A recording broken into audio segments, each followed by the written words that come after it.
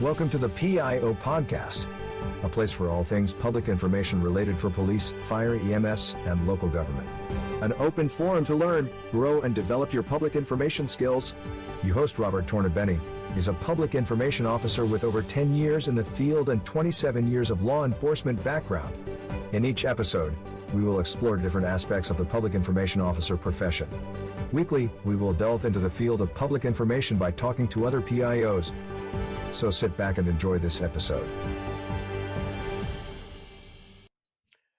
Good morning from the PIO podcast. This is episode 27. We have a Captain Brennan Matherne. He's the public information officer for LaFourche Parish Sheriff's Office in Louisiana. Brennan, thank you for being on the show. Thanks a lot for having me, Robert. It's a pleasure to join you. So how long have you been the public information officer for the Sheriff's Office?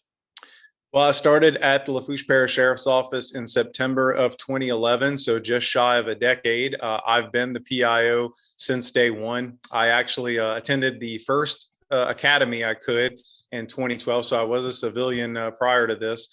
I actually got married 2 weeks after starting the academy. That's a longer, funny story. But so I finished the academy in May of 2012, and since then received two meritorious promotions to sergeant and lieutenant in 2015 and 2016, and then this past January promoted to captain. I'm now over the South LaFourche substation, which is basically a mini version of the sheriff's office in the southern portion of our parish.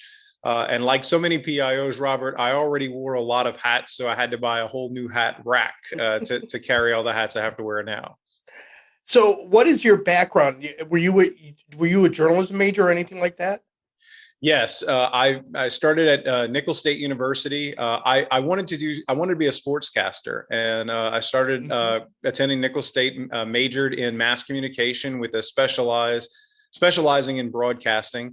And actually, a year after I started college, I got my first job in radio. My mom actually had pushed me. We had a local radio station, which is now known as ESPN New Orleans. At the time, it was the Ragin' Cajun, and they had a variety talk show from 10 to noon that was very popular, but they mostly played Cajun and what we call swamp pop music, which is very popular in our area of the country. And ultimately, I started there doing, anybody in radio knows that being a producer can be very good depending on the show. But if you're producing minor league baseball broadcasts, that's pretty much the bottom of the barrel. And so that's how I got started. We had a feed coming in for New Orleans Zephyrs baseball, and I started just putting that on the air. But a lot of my career has been right place at the right time. And I came in just a few months before one of their main on-air personalities left. And so an opening came up for the weekly sports talk show every Saturday, as well as some high school sports. So I started as a sideline reporter. I ended up, as my career took me on, and it's kind of, I have to bounce around, but ultimately I did that for a better part of 12 years on the side as a part-time job. But full-time, I continued going to college and eventually graduated from Nicholls with the mass comm degree in 2003. I worked for a number of radio stations and had my own show, my own sports show during that time while I was attending college. But when I graduated, I became news and sports director of then the Ragin' Cajun. And at 22 years old, had my own daily talk show from 10 to noon, which was hugely popular. So I kind of walked into that, very centered around local politics and just local happenings and events. And that's how I met all the local officials. And for a couple of years did that. And one of those officials, one of those people I met in 2003, right after I graduated, was running for parish president. Obviously, parishes in Louisiana are like counties everywhere else. And the Charlotte Randolph was elected as our first female parish president. And a year after taking office, he approached me about becoming a department head, Parks, Recreation, and Public Facilities. And so I left radio in 2005, April of 2005 to be specific, and joined them there. 4 months later was August of 2005, Hurricane Katrina hit. And that really changed everything. And for me, in addition to worrying about the parks and buildings and things, around in the middle of that, we realized there was no one to give information to the media. We had no one really relaying, no one that was, trained to do it, so to speak. So I became the PIO for emergencies from that time on. And then we had another major round of storms in 2008 with Gustav and Ike, where I put out 64 press releases in a 2-week span, which was insane. And we would never do nowadays, but that's how we did it. In fact, I was still faxing some of them back then. But in 2009, I have to tell this story to give a shout out to one of who's someone that's become a mentor, someone I look up to. I attended the National Hurricane Conference in Austin, Texas, with the idea of taking the PIO track to get more. Even though I was still doing my department head job, I wanted to get more training in the PIO realm.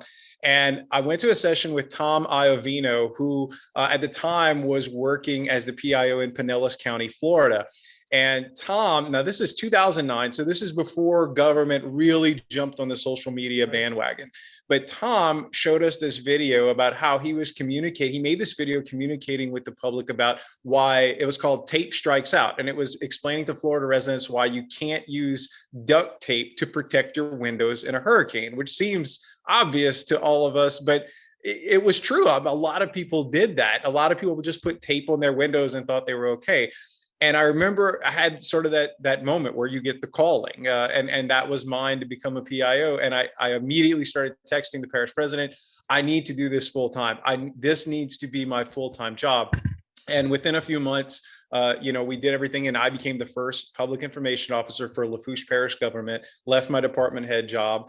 And 2 years later, Sheriff Craig Weber, who's the sheriff here in LaFourche and has been for nearly 30 years, made me a great offer to come on board with his team, which is the place I've always wanted to be in law enforcement. I guess everybody has their dream when they were a kid, and I that was always a dream of mine. So this was always a place I'd hoped to end up in this role, and it's served me well ever since. Awesome. So real quickly, where is the parish located? Give people kind of like a geographic area. Sure. Well, I mentioned Sheriff Weber. He's been here for 29 years, and he's probably more progressive now than he was in 1992. And you really have to be. That's when he first got elected. And I guess you really have to be if you intend to stay around for that long. But he is in charge of, he's the sheriff of LaFourche Parish, which is very unique. And I know you've had a lot of PIOs describing it, and so many of your guests have described exactly what we have here. The sheriff that's here may not work as the sheriff in another place. We're very unique in LaFourche Parish. We're located on the Gulf Coast in southeast Louisiana. The center of our parish is approximately 60 miles southwest of New Orleans. So we're right on the Louisiana coast. We're home to about 100,000 people here in our parish.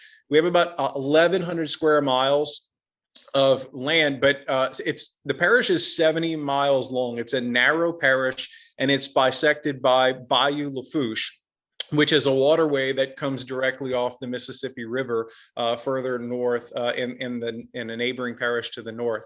We have 3 municipalities, two small towns which have small police departments of no more than 5 or 6 people, and then we have the city of Thibodaux, which does have a larger police force. And ultimately, the Nichols State University, where I mentioned I graduated from, that is located in Thibodaux. So we do have a university in our parish which plays Division I sports. And I failed to mention that during my radio career, as I was in parish government, I mentioned that I was working part-time. I actually got to, graduated from high school sports and actually got to do college sports for a time. I got to be the voice of the Nichols Colonels football and basketball team. And that was an incredible journey because, aside from all the football games and all the places we went, like Air Force and incredible games, I got to be courtside when the Colonels played and call the games play-by-play when the Colonels played at number 1 North Carolina and against Kevin Durant the one year he played at Texas. So I feel like that's what I ultimately wanted to do, is be a sportscaster. And I got a lot of that out of my system, ultimately to find my true calling as a PIO. Awesome. So obviously being on the Gulf Coast, you guys get impacted by hurricanes.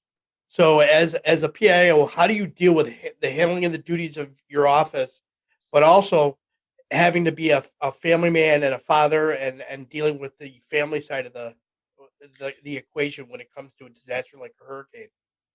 So this has definitely changed for me over the years. When I was back at parish government and didn't have that, worry about with young kids or a home or anything like that, I used to be able to just do my work and not be concerned about that. I remember for Hurricane Katrina, working, and this is before we knew better, but working like 80 straight hours before finally taking a break. But 3 years later for Gustav, we realized, man, you need your sleep, you need to be focused, and really got on a better schedule, but still working all day long, but not having to worry about those other things. And now I got married to my wife Jill in 2012. And we finished construction on our home in 2014. We had a daughter 2015 and now a son in 2017. So with 2 kids and a wife and now a mortgage, there's a lot more to be concerned about than just what we're sending out to the public.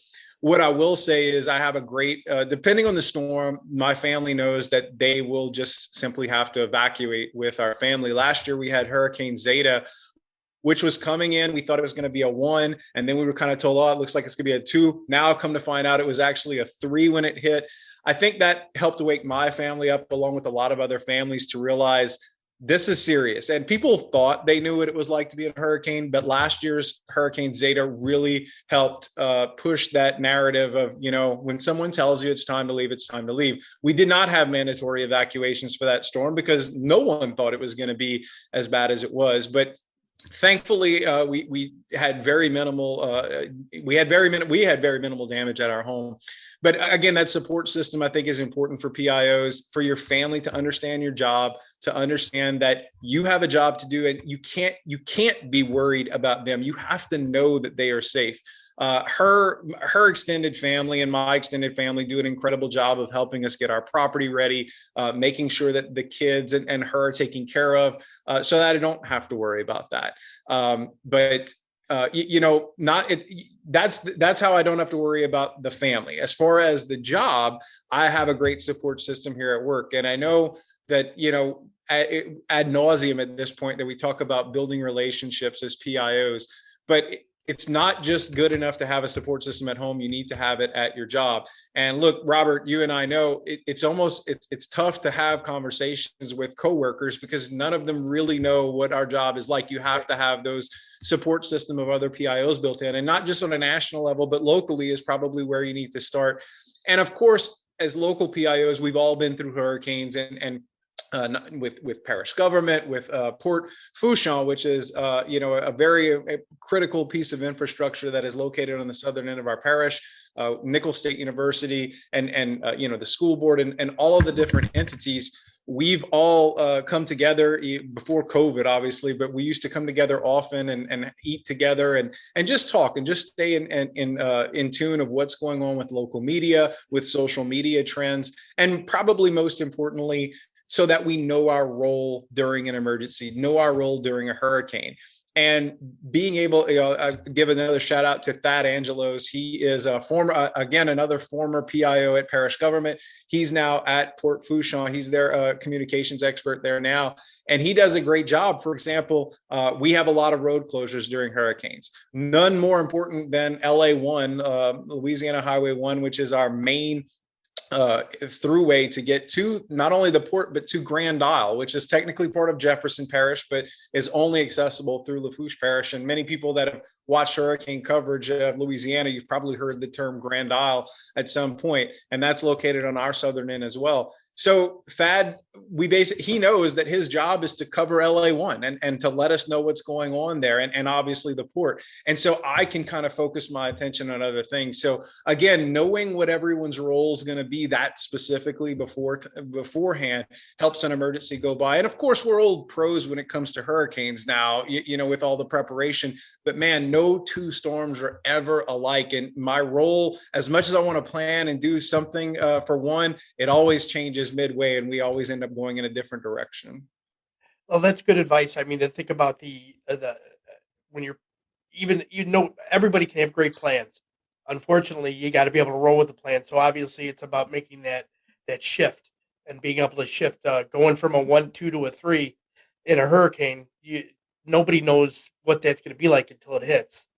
So that's outstanding that you're able to make that, and it's outstanding that you have that relationship with your fellow PIO that can, what they're going to cover, so you don't have to worry about that.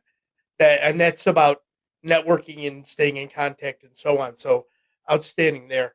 Um, so let's talk about the panel that you're going to be sitting on for the Social Media Strategies Summit for first responders in August. That topic that you're covering is making the most of a limited resources on a budget on social media. Let's talk about that. Yeah, so obviously I don't want to steal all the thunder of the summit, but I could definitely give us a preview here for sure. Just the quick stuff. That's all. Sure. You don't need to go deep into it. Well, making the most out of what you have is kind of obvious. I have at least up until now, from a PIO standpoint, I have no budget. Like every purchase or any third party vendor, for example, a social media monitoring or archiving, everything has to go through an approval process and ultimately get approved by the sheriff. So since day one, when I came in, any equipment, anything down to printer cartridges or ink pens, like anything that might be an office expense, camera equipment, things like that, I've had to figure out creative ways. Now, granted, like anything else, I can request it.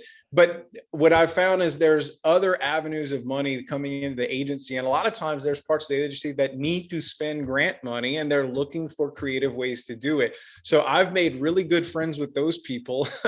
And so every year they've coming back to me, hey, what do you need this year? Can you use one of these? Sure, I can. Don't abuse it, and don't just stockpile equipment that you don't need. That's definitely a lesson learned. But when you definitely have a need, you can definitely find those avenues within your own agency. Certainly there's grant opportunities outside, but a lot of times there's people looking, they have a certain amount of money that they have to spend and they need to spend it, and they don't always have, their needs are fulfilled. And so they're looking for other ways. And I guess the other big thing is find ways to streamline your job. Part of this summit is not just limited resources and budget from a money standpoint, but time is probably our most precious resource.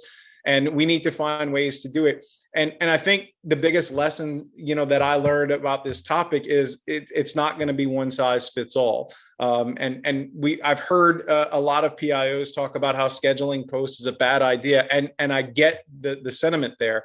I get that you don't want to have a funny, sunglasses day post scheduled, and then you have a triple homicide.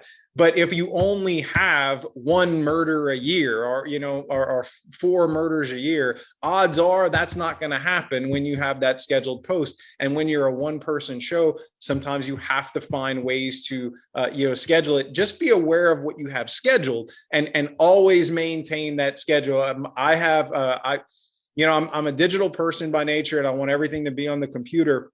But when it comes to social media scheduling, I've not found the panacea of scheduling yet. And I still rely on my paper calendar. That's the only thing I put on a paper calendar is my social media post, because it changes so often. But I have that everywhere with me where I go, so that I know what's coming up and I know what to plan for in case something like that happens. I know what I've got scheduled for tomorrow, for later on today, so that I can concentrate on it. But in the bigger areas and bigger cities, or where you have more of those situations come up more often, I get why you can't schedule posts. So it's just about finding what works for you.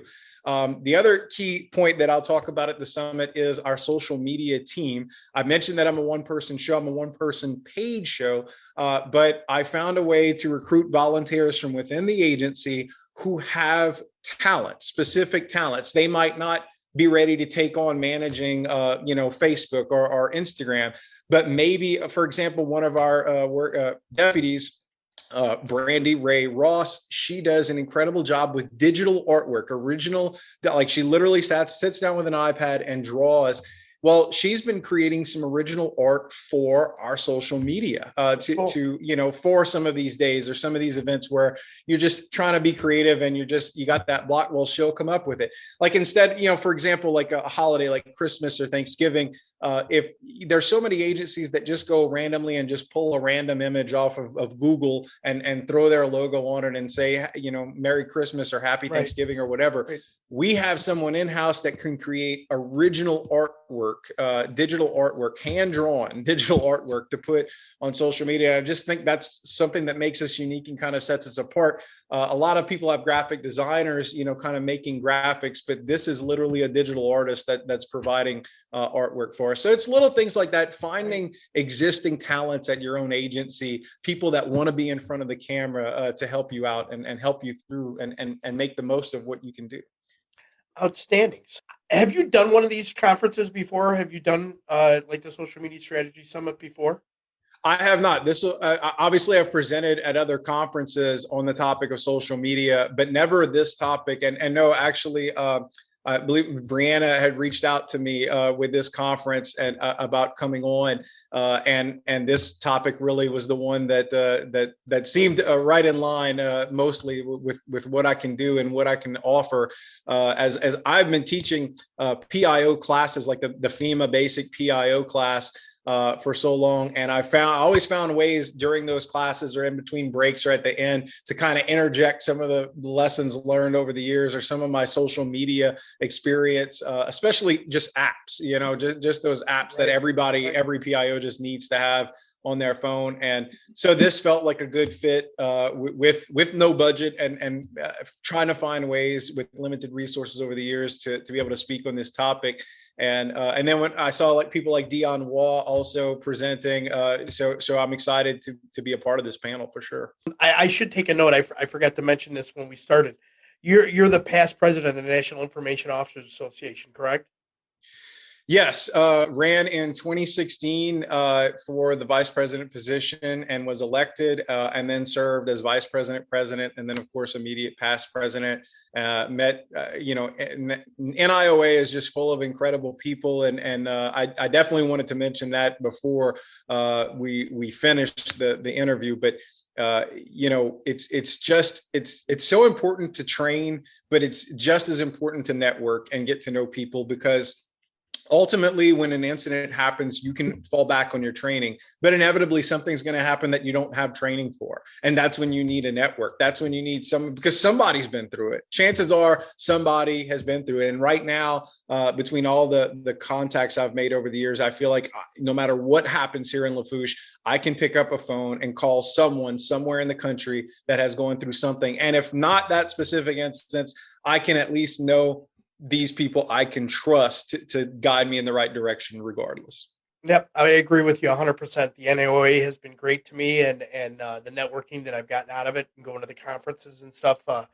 Unfortunately, this year I'm not going to be able to get down there. It's just timing with me starting a new job just won't get me there, but I'll get there next year, so it won't be a big issue. So let's change gears here. You have your own podcast. So you have a podcast at DTB, which is down the bayou. Why did you start the podcast, and kind of what's the genre of it? So I've told you that I have, a past in radio, and I think once you have that bug, I mean, it's tough to shake off. And I think as long as I've been working, and I quit working in radio in 2010 during the BP oil spill, which, took, just as a PIO at Parish government at the time, just took an enormous amount of time and energy, as we were ground zero for that here in LaFourche Parish. In the middle of that, I left. And so ever since 2010, I had been looking for some avenue where I might be able to get back in. But if you know anything about radio, especially about doing your own show, you have to worry about advertisement. You have other people to answer to. So as you well know, a podcast is a great way to be able to sit behind a microphone and get that experience and be able to talk with people, but in a way that you don't have to worry about all the red tape of radio. You don't have to worry about advertisers and things like that. And so going back to that talk show that I used to do on the Ragin' Cajun, it was while it was politics, a lot of times it was just people coming in and telling their story. With all that being said, I didn't have the idea for the podcast. Friends of mine, in fact, Jure Jairo, who is an attorney here in the local area, former assistant district attorney with our DA's office, she has her own private practice. And last summer, during the height of COVID, she saw a need in the community, especially in the southern portion of our parish, to start a nonprofit organization to provide mask and hand sanitizer and things like that to first responders, to teachers, to frontline workers. And so she started this nonprofit called Bless Your Heart. And from there, they did exactly that. She got a number of people involved. They've since done a number of big fundraisers. Most notably, recently, we were in the national news again with the Secor power incident. I remember that day vividly. Aside from the incident, my laptop went down. My laptop here at the office was fried. And so I just got it back this week. In fact, I just got a new laptop. I had been operating off of a smaller tablet. So any PIO knows the hardship there. But I did save all my files, so that was good. But obviously, we were hit by another tragedy with the Secor power incident, and all of the families kind of rushed to Port Fourchon here in LaFourche Parish after they getting the call from Secor about their families and about the accident. And so they all kind of dropped whatever they were doing and came here, and no one had. No one thought to bring toiletries or anything. They didn't know how long they were going to stay here. So they stepped up and they started driving, and they raised thousands of dollars and collected goods and were able to provide the families with that. So when I saw that effort, ultimately, I became intrigued and I wanted to get more involved in what they were doing with the nonprofit. But they reached out to me with this idea of a podcast. And they wanted to do, that's what they wanted to do. They here in the Cajun culture, we like to sit on the front porch and tell stories. And we definitely like to listen to the older generation, tell their stories and hear about how life used to be. So that's part of it. And we want to sit down with people, just regular local people from the area. We figure everybody has some story to tell. Now, obviously, we're looking for the most intriguing ones, at least to start off with. But we're covering a variety. You asked about genre. We're covering a variety of things. But basically, it's a one-on-one interview, much like this. Sometimes we have a couple other people in the studio, but we interview people doing unique things. We had a guy that Andre Brunet, who calls himself Rattlesnake Dre. He has a YouTube channel. And he's amassed a bunch of followers basically with a metal detecting here on Bayou LaFourche and finding old treasures. Recently found a Masonic coin and returned it to a local Masonic temple. We're going to talk about social issues. We have interviews lined up in the future where we're going to talk with people who have been affected, whose lives have been affected by cancer or suicide.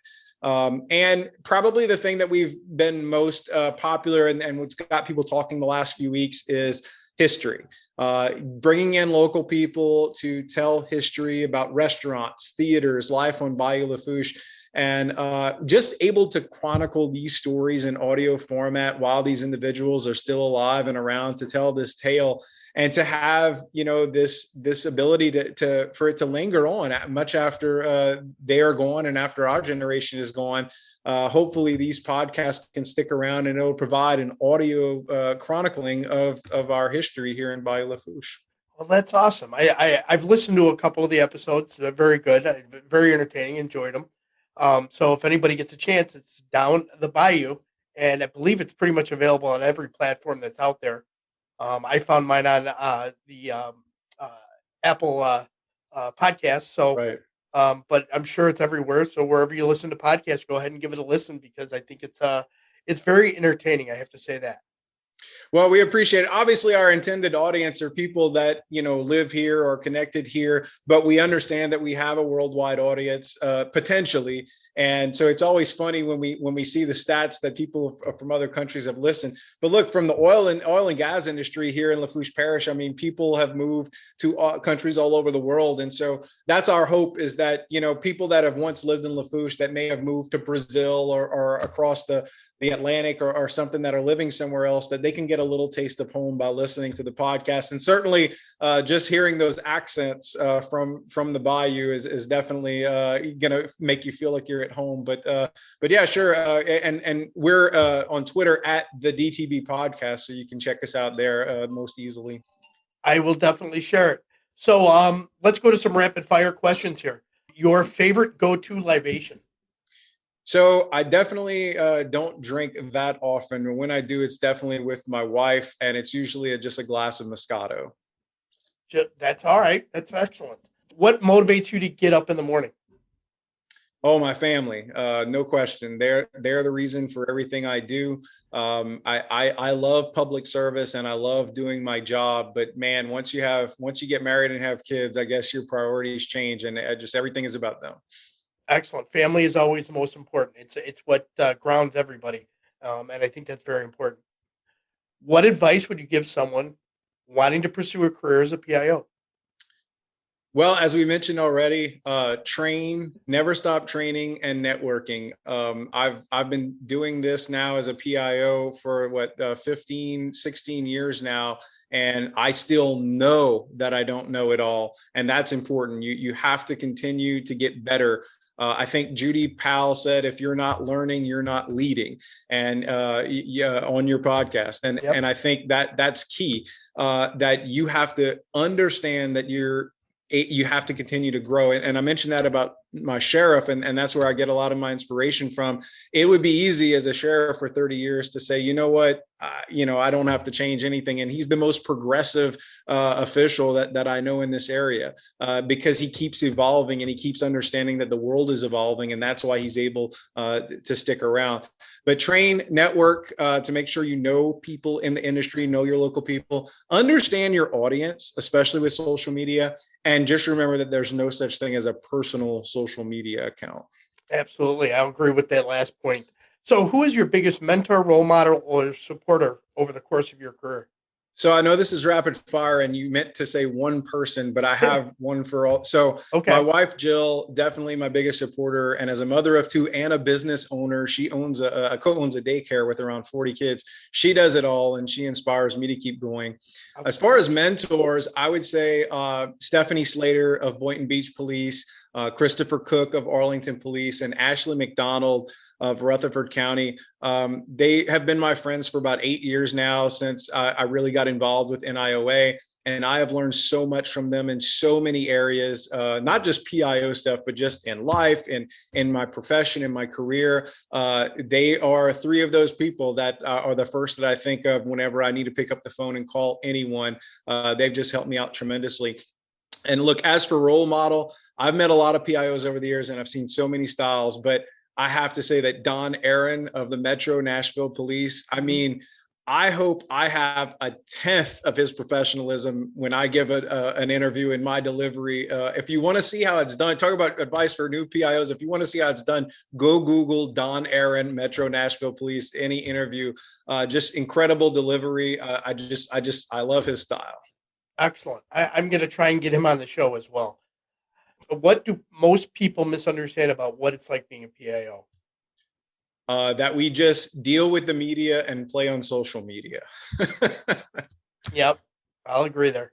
If you can turn back time and talk to your 18-year-old self, what would you tell him? This might be hokey, but I would say to just stick with it, that there would be hard roads ahead, but there's happiness in your future. There you go. And Brennan, any final thoughts? Is there anything else you want to share?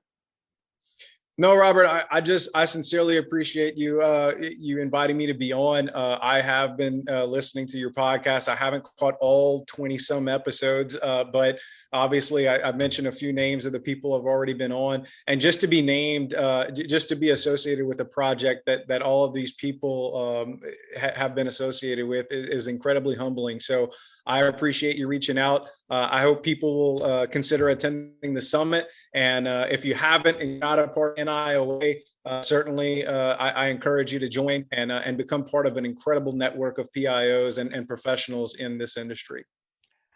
I agree 100%. NIOA is definitely an organization you should be part of, any PIO anywhere in the country. So how can people best reach out to you and connect with you? And I will put whatever you give me into the show notes, so it'll be easy.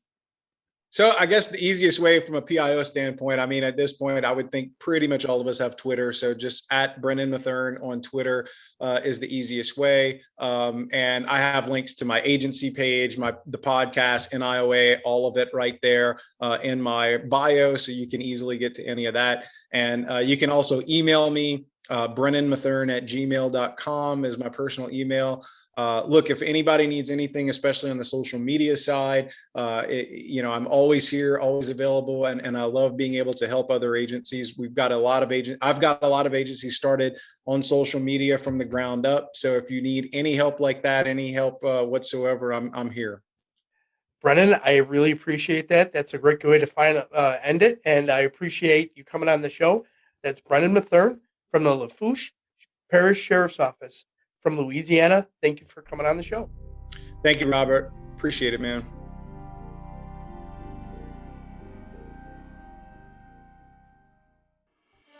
We hope you enjoyed this episode.